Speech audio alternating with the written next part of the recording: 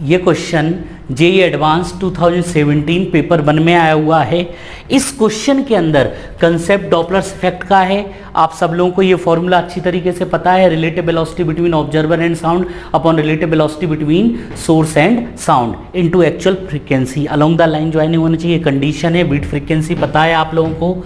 इस क्वेश्चन के अंदर एक स्टेशनरी सोर्स है, मतलब ये रेस्ट पर है, ये साउंड प्रोड्यूस करेगा, ये वेव फ्रंट बना लेते हैं। इसकी वेव फ्रंट साउंड की स्पीड कितनी दी है, जो वेव साउंड की स्पीड होगी वही वेव फ्रंट की, इसकी फ्रीक्वेंसी इसमें 492 आपको गिवन है।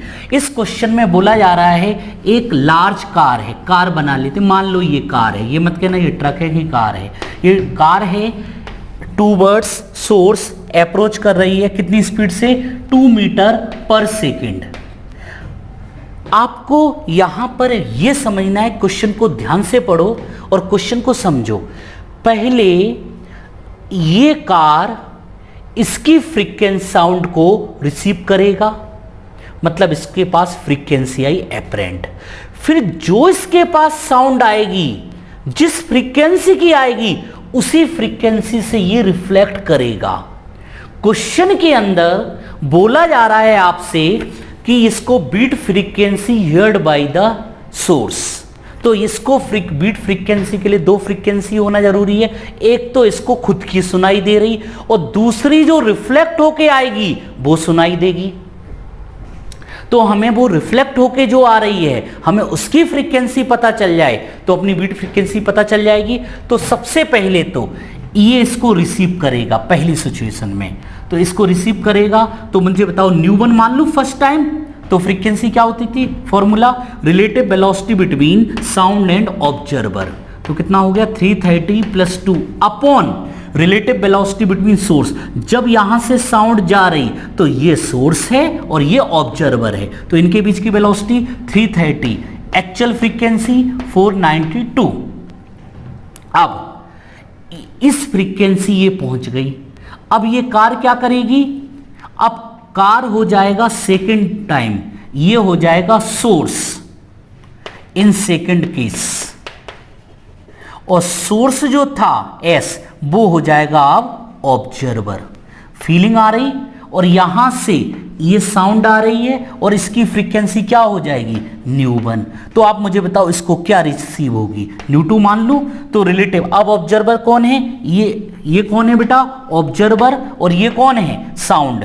तो बताओ इसकी वेलोसिटी, ये तो रेस्ट पर है 330 अपॉन ये कार किससे मूव करे 2, सेम डायरेक्शन में क्या होता है माइनस, यहां अपोजिट डायरेक्शन में था तो प्लस लिया था, तो यहां पे कितना हो जाएगा 330 - 2 अप इनटू एक्चुअल फ्रीक्वेंसी।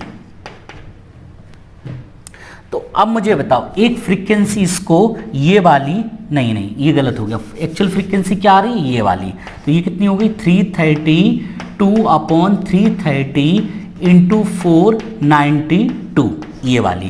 क्योंकि जब ये ऑब्जर्वर, यही बात आपको समझना है, जब ये ऑब्जर्वर इस साउंड को रिसीव करेगा तो इसको जो मिली थी, क्वेश्चन में बोला जा रहा है एज इट इज रिफ्लेक्ट हो रही उसी फ्रीक्वेंसी की, तो इसके लिए फ्रीक्वेंसी ये हो गई, तो ये एक्चुअल फ्रीक्वेंसी, ये वाली एक्चुअल फ्रीक्वेंसी हो गई, ये फॉर्मूला। ये समझ में आ रहा है, बस यही ट्विस्ट है इस क्वेश्चन में और कोई दम नहीं है। तो 330 अपॉन 328 × 332 अपॉन 330 × 492।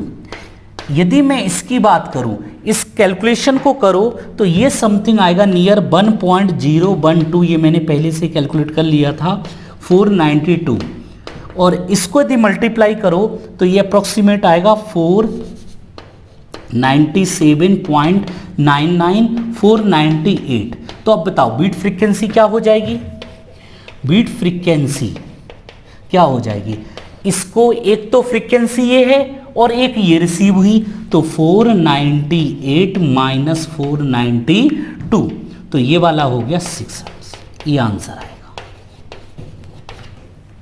क्वेश्चन समझ में आया। क्वेश्चन में ट्विस्ट ये है, पहले ये जाएगी साउंड और रिफ्लेक्ट होके आएगी, तो एक तो खुद की और एक रिफ्लेक्ट होके जो 2 फ्रीक्वेंसी मिलेगी, इनका डिफरेंस बीट फ्रीक्वेंसी आपसे पूछा जा रहा है, नोट करिए।